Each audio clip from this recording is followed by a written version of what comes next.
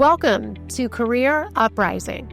I'm your host, Lorraine Rise, a career and executive coach dedicated to helping clients who are 40 plus to break free from feeling stuck and transform into the unstoppable force you're destined to become. Let's start the uprising. Welcome to the show. Welcome to Career Uprising. This is episode 172, Beyond Busyness, Achieving More by Doing Less with Peggy Sullivan. Hey everyone, I'm Lorraine Rise. Welcome to the show. And as always, please take a moment as you are listening now, if you're able to, and either do a review of the show or at least hit follow on Apple. I would love for you to get notified when a new episode comes out.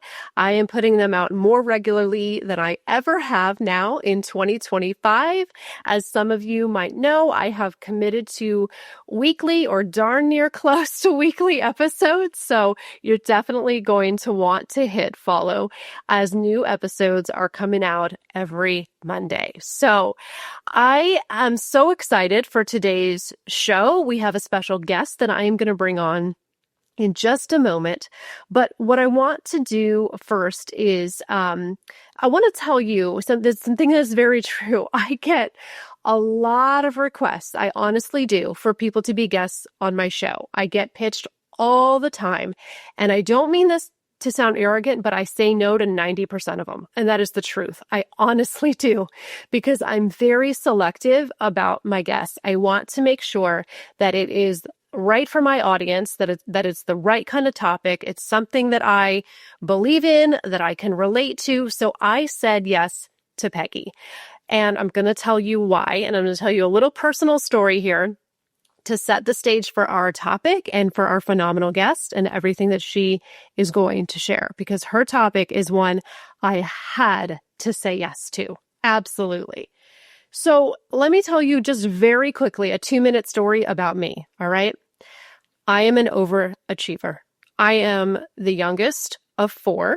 So I grew up in a house where it was a little competitive, right? I was always trying to keep up with my older siblings. Everybody was older, faster, and smarter than me. It's true. You kind of get a complex when you're the youngest a little bit, right? So fast forward to today in my 30s and now 40s, I love to work hard and I'm very driven. And I became an entrepreneur very early at the age of 31. And this is all great and fantastic. But there is a bit of a dark side. I have learned about myself that I have been obsessed with productivity. Truly. I'm in recovery. I'm doing better. I'm much better than I used to be.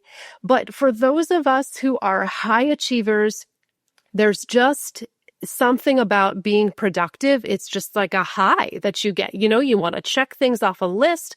It almost becomes your identity, right? Your self-worth and your identity becomes wrapped up in what did I do today? So you find yourself constantly doing. And that is where I have found myself. Like I said, I've been doing a lot of inner work on this. I still have a ways to go. So I am here to learn from Peggy today just as much as you are. This is a topic that is near and dear to my heart. And I think a lot of people are going to benefit from this. I know I personally have made a lot of changes in my life recently, including dramatically reducing my screen time, changing my mindset, setting boundaries within myself. There's a lot of work that we have to do to improve our mindset. And there's also some tactical strategies, right, around mastering productivity without becoming anxious, without it affecting your mental health. All right. So I wanted to bring in Peggy. She is an expert on this topic. So if there's anybody out there like me who's a kind of a type A, anxious, productivity obsessed person, and you might be listening, you are going to love the tools that Peggy is going to give you today. All right. And she is a TEDx speaker. She's an entrepreneur. She's an author and a former corporate executive. She also is a recovered productivity addict. And I don't think she would mind me saying that. I think that that's, part of this. We can all admit that. I admit that as well, right? But I want to bring her on now to tell her own story and share her own incredible insights into how you can go beyond busyness and live a better life. All right, so let's bring her on. She's in the studio. Welcome to the show, Peggy.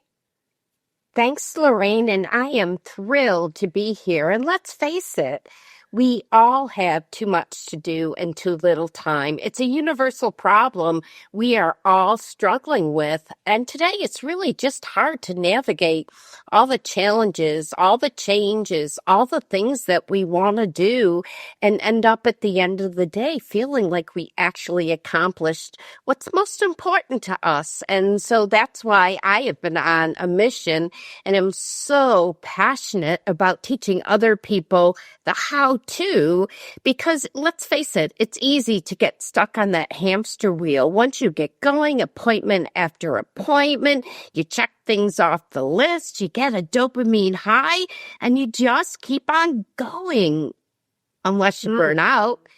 But then you do it again and again anyways. You know, it's really hard to know how to change that mindset and change that track into one that's much more productive, rewarding, satisfying, and bottom line, producing. Absolutely. Yeah, and this is such a timely issue. I know that there are so many people out there who struggle with this. And so can you share with me first and share with our listeners a little bit about your journey and your background and how you got into being so passionate about this topic in the first place?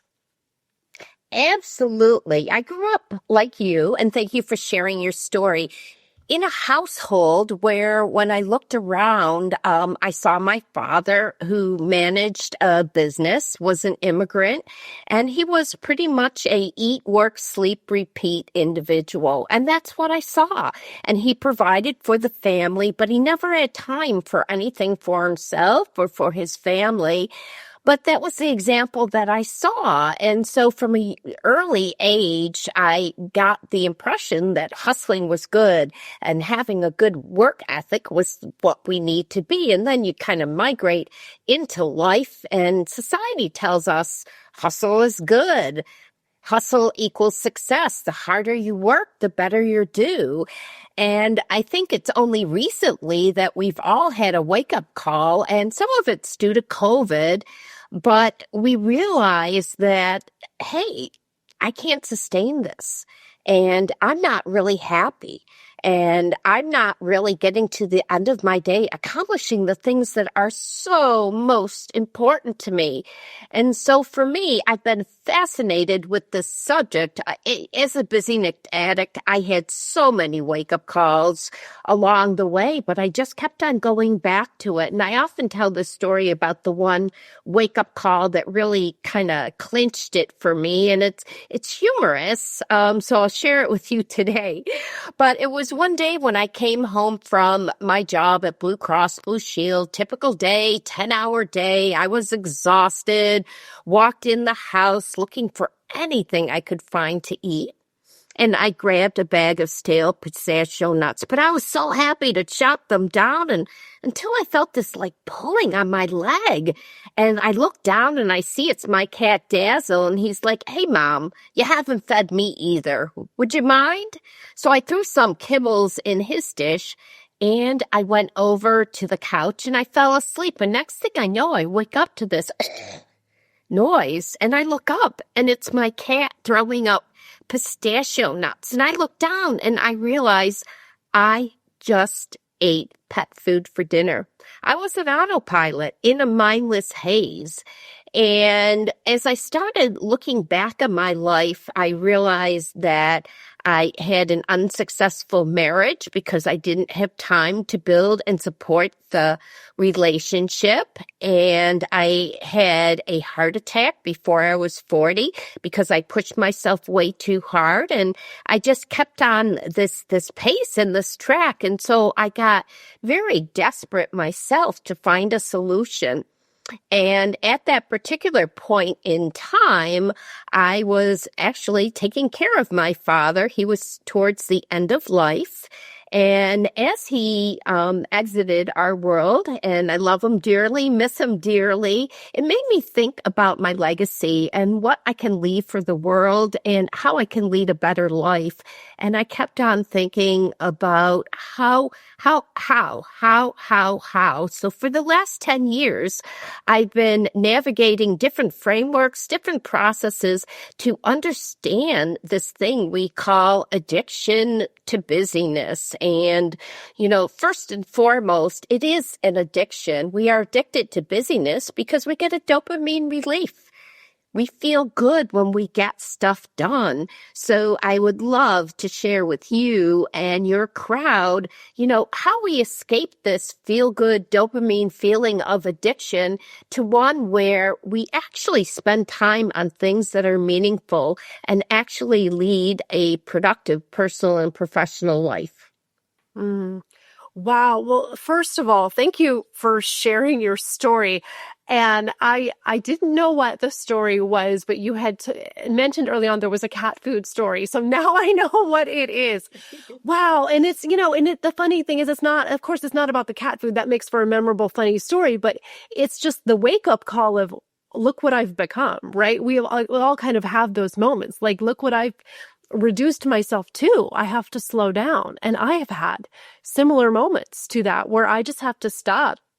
I used to have to stop myself and go, what am I doing? I'm all over the place. I'm a mess, right? So it's hard to come to that realization. And I really appreciate you sharing your story. And I didn't realize that you had a heart attack as well. It just affects everything. It affects your mental and physical health. And I think that a lot of these things are connected and we don't even realize it sometimes. So yeah, it's kind of crazy for me personally, as these things were happening, and I don't call them failures, I call them learning experiences, I just kept on thinking, well, I'll just work harder and things will work out. And then it just got me that busyness was the problem. And that was what I needed to address. All the low value activities I do, the lack of doing things that spiked my focus, my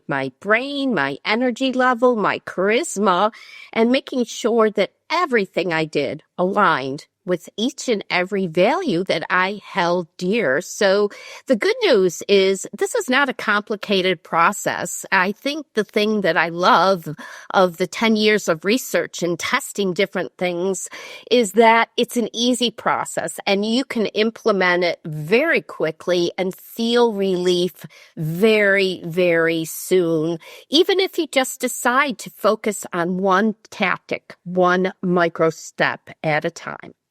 And I do recommend that people set micro goals and make one change at a time. So I think that is really, really important. Well, I want to get into the strategies in just a minute, because I know that's where the change is really going to happen for people. But let me first take just one step back. And I want to ask you, so when you think about making a change like this, right? So getting away from the productivity addiction and getting into more of a balanced kind of state, is this a mindset issue? Is it also a tactical thing? You just need better habits and practices, a combination of both.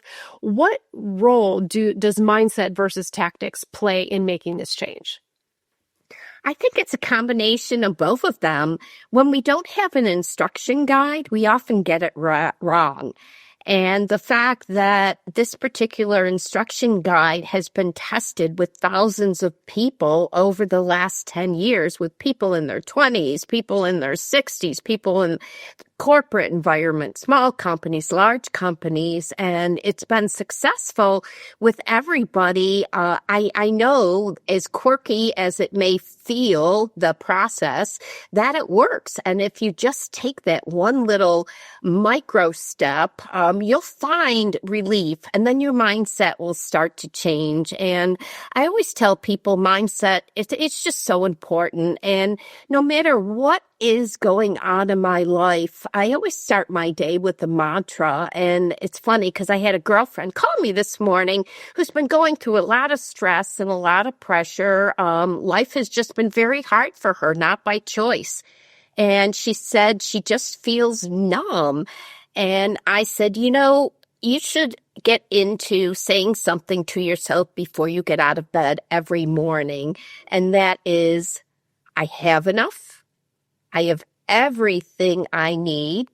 I got this, and I'm going to nail this. I am enough. I have enough, and I got this. It's just as simple as saying those things and believing that you got it. I've been in the middle of reading a book about fear, and it really got me to understand that I've already fallen on my butt 1,001 times.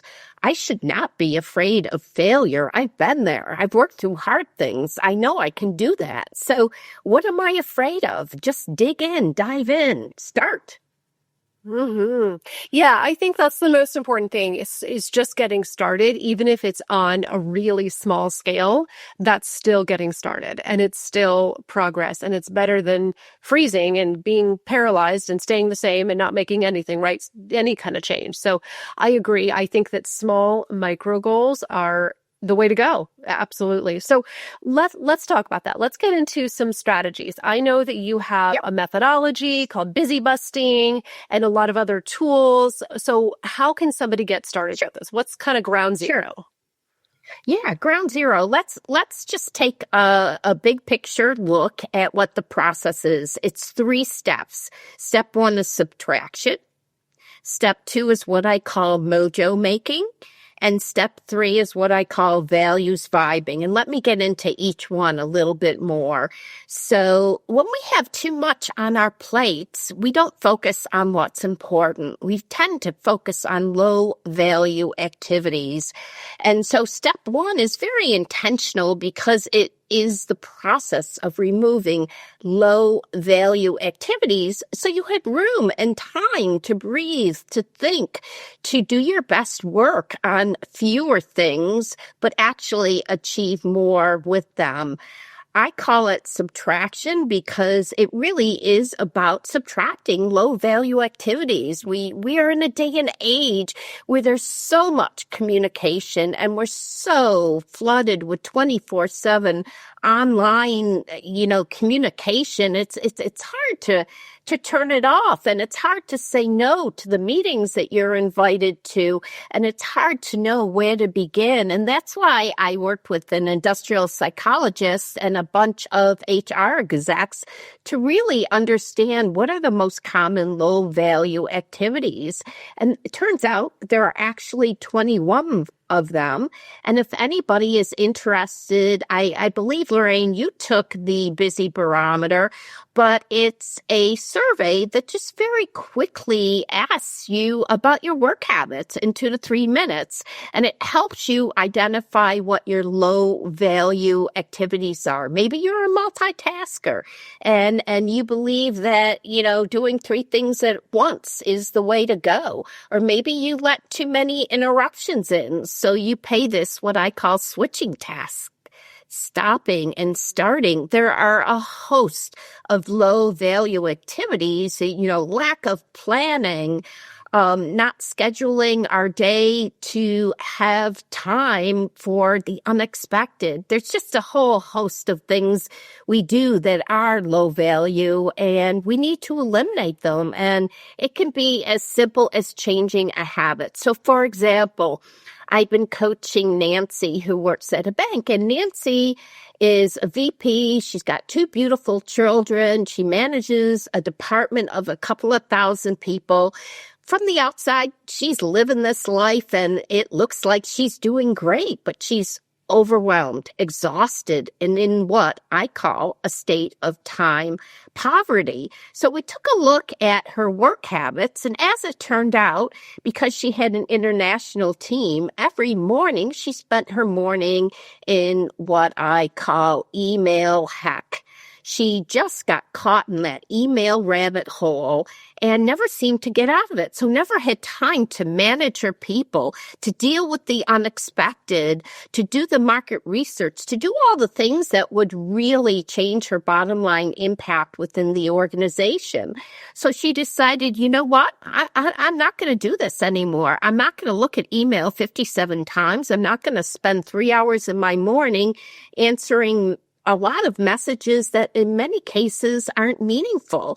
So she decided to look at email twice a day. And every time she got an email that just didn't have a purpose or a rhyme or a reason, she just reached out to the person and collectively said, hey, your time is valuable. My time is valuable. Let's only communicate when we really need to. And let's take a pause and consolidate our communications and be concise and put the topic lines in there. And let's just all work together to be more efficient. And so Nancy did that for 2 weeks, just 2 weeks. And after 2 weeks, she got 5 hours back the very first week, on our third week of free time, just by eliminating spending too much time on email. And there are lots of things we can do, but that is the power of subtraction. It's eliminating this low value stuff so you have find the time for what's important. Step 2. I love that story. Oh, go ahead. I'm sorry. Yes, go ahead. Step 2. No, well, I want to have a mutual conversation and dialogue. I was just going to say, I love that story. Yeah. And I think that I was just going to say email in particular, I think is such a culprit, right? And I have struggled with that. And I have realized one day I have email on 3 devices, my laptop, my phone, and my iPad. Do I really need that? Is that necessary? And so I don't anymore. I've taken it off some of my mobile devices. So just things like that can really, really redirect your attention. And because I realized it was such a time suck. So I can just relate to that story with the email. Absolutely. Yeah. And then step 2, because I believe that busyness is so addictive. Step 2 is about igniting endorphins. It's just about feeling good. And let's face it, who doesn't like to feel good? When we're happy, we release endorphins. We have more focus. We have more energy. Our brain works more efficiently. We're more charismatic. We fight off chronic disease. Really, when you study the neuroscience of happiness, it's a superpower. And yet, we tend to think of happiness as this soft thing, and we tend to think of happiness as, oh, it's a destination. I'll be happy when I get the job, when I get to the weekend, when I get on vacation.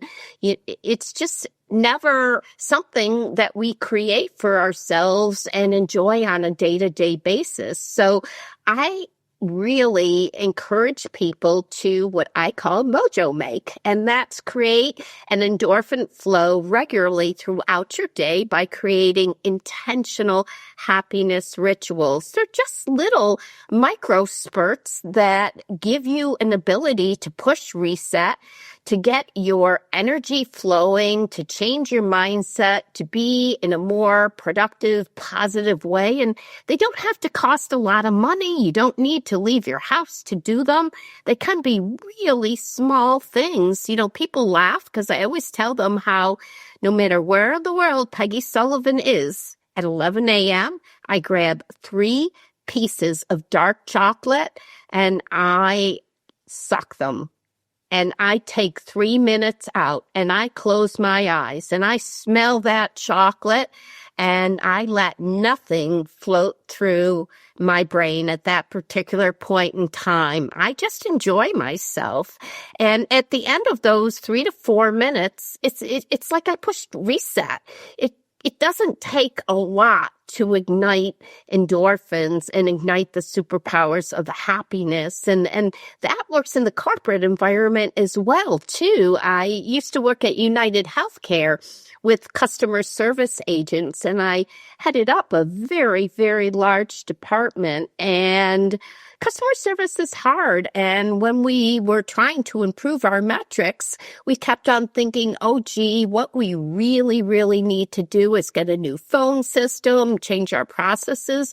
And I started to think, no, these people have a hard job. Why don't we give them the reset button a couple of times a day and see what happens with their productivity? So we did fun, goofy things like dance parties or telling jokes or celebrating birthdays or talking about pregnancies. And it was only 3 to 5 minutes twice a day, but their metrics went up 33%. 5% in what they called first call resolution. That's crazy. And it all happened because we introduced happiness rituals into the workplace. Oh, yes. I believe happy people are productive people. Absolutely. Yeah. Because you're getting to the root cause with that, right? Nobody really feels motivated when they're unfulfilled and unhappy. It's pretty hard to get motivated. So you can be more productive. You kind of retreat and pull back. So that makes sense. I love that. So, and then what's step 3? That was something with values. Yeah. And then step 3 is what I call values vibing. I used to speak a lot about values, and one thing I noticed, whether I went into a large audience, a small audience, I'd ask people, what are your values? And people usually, and how important are your values in your life? And people would always say, my values are very important. And then when I ask them what they are, they usually say, oh, family is really important, a good work ethic, being truthful, being honest. But I asked them whether those things equated to them feeling really productive, really happy, fulfilled at the end of their day. And what they said to me was that not always. I mean, I can be honest, and that's being a good person, but that doesn't mean I'm going to be fulfilled at the end of the day. And so I got really curious about what are the values that we need as human beings to live a productive, healthy, happy life. So I went out there and I researched 12,000 people and asked them that. And through a couple of years and a lot of trial and error, we learned that there are actually 4 core values that when we have them in our lives in one way or another, the quality of our life really improves. And they are energy management, which is nothing more than self-care, connection, human connection, growth, learning something new, and I'm going to pause a little bit about growth because, it reminds me of my father, and my father always used to say, Toots, a day without learning something new is a lost opportunity. And I always used to ask him, why, Dad? He says, life is hard. And when you learn how to do hard things, when you are in a state of growth, you get resilient and you realize that you can do anything that's put in front of you. And that's why growth is really important. And then the 4th one is what I call authenticity. And not so much in the traditional sense. It's authenticity in the sense of it's not just about me stepping into my truths and having the courage to do so, but it's also about being a good listener and understanding that we are a melting pot. And when you open up your ears and your ideas to people around you, we can usually improve the situation. We are better together. We come up with better ideas when we collaborate. And that's why authenticity is so much more than stepping into your own truth, but being open-minded to different belief systems, different approaches, different ways of doing things. So those are the 4 values. And I think, people say, well, okay, that's great. I dig into those 4 values, but how does that work? I have those 4 values, and I say, it's not rocket science. Write those 4 values down. Once or twice a week, grade yourself, 1 through 4. Did I live each of these 4 values? And if for some reason one of them is falling short, be very intentional about adding it back into your schedule. I learned something new every day, but I felt really, I wasn't learning as much as I wanted to. So I decided to look at a dictionary that sends me a word of the day every day, 1 new word. And I gotta tell you, that really lights me up and it's fun. And the word I ran into yesterday, ironically, was pontificating. Pontificate, which is about talking too much, which I am doing right here, right now, because I get so passionate about what I'm talking about. But, it's stepping into our values is truly as easy as a values report card and then, making that micro step to correct. I love those. Absolutely. And I talk a lot about values as on this show as well. And I think that that is very, very important. I like that you kind of laid it out into four there. So tell listeners as we start to wrap up, where can they go to learn more about you and maybe even take that tool, that quiz that you have that I did take as well? I feel like that's a really good starting point because you have to kind of audit yourself first, right? You have to do a little bit of an evaluation because this overcoming this may not look exactly the same for everybody. So how can people learn more about your work and how can they take your online assessment as well? Absolutely. They can go to my webpage at peggysullivanspeaker.com. I also have a book called Beyond Busyness, How to Achieve More by Doing Less. That's on Amazon, and people can always connect with me on LinkedIn. And the reality is, it is my passion helping other people escape this thing I call time poverty.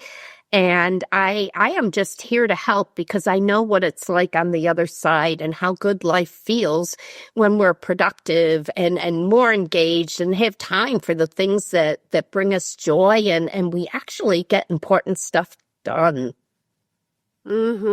Absolutely. Absolutely. I really appreciate you coming on the show today. Like I said, I'm learning from you as well, because this is something that I can relate to a lot. And I have had to implement a lot of changes in my life and have a lot of discipline and boundaries within myself. For me, it has come down to boundaries and honoring those myself. And that is not always easy to do. And I like your tie-in, with the values and kind of the 3-step process. I think that is fantastic. So I would really encourage everyone to go to Peggy's website, take the assessment, get her book. This is something that you have to really kind of dive into and live and practice every day. It's not a one and done. It's a continuous process. And there's enormous benefits. So thank you so much, Peggy, for coming on. And I would also encourage everyone to go to YouTube and watch your TEDx talk as well. That's another great way to kind of get an overview of this. Yeah. Thank you for being here. You're quite welcome. Love helping people escape time poverty.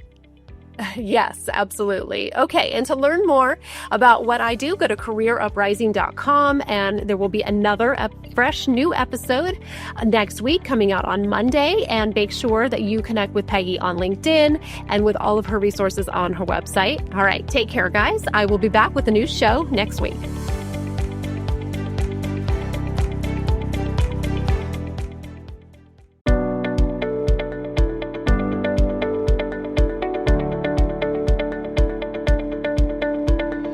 Hey, it's Lorraine, and I want to say thanks for listening. If you found value in today's show, I would be honored to have your review on Apple Podcasts. It's the single best way to help this show be found by other listeners, and you'll earn some good karma. Thanks again for tuning in, and I can't wait to connect with you next time on Career Uprising.